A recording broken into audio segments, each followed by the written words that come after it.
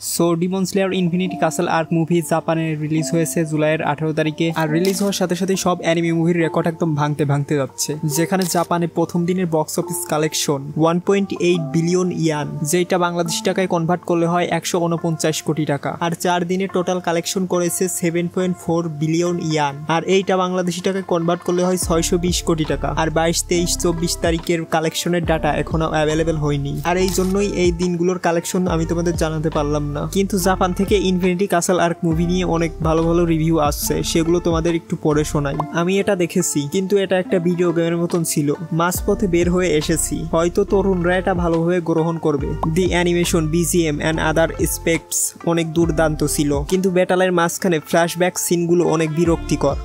অন্তত বলতে গেলে এটা অসাধারণ ছিল। এটা 100 গুণ বেশি ইন্টারেস্টিং ছিল মিউগেন ট্রেন থেকে। আমি আমার গুজবাম থামাতে পারছিলাম না, অসাধারণ ছিল। আমার এখনো ক্ষুধা মেটেনি, এই জন্য আজ রাতে আবার দেখতে যাব।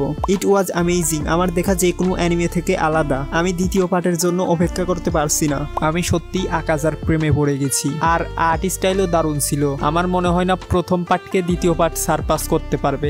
ইট was very excited and good. আমি অনেকদিন ধরে অপেক্ষা করছিলাম এবং অবশেষে অপেক্ষা শেষ হলো। আর জাপানের টোকিওর থিয়েটারে সত্যি অনেক ভিড় ছিল। আমি মুভিটা দেখার পর সত্যি মুগ্ধ হয়ে গেছি, আর মুভিটা আমি আবার দেখবো। তো জাপানে demon slayer infinity castle arc মুভিটা অনেক সাপোর্ট পাচ্ছে, আর জাপান থেকে অনেক পজিটিভ রিভিউ আসছে।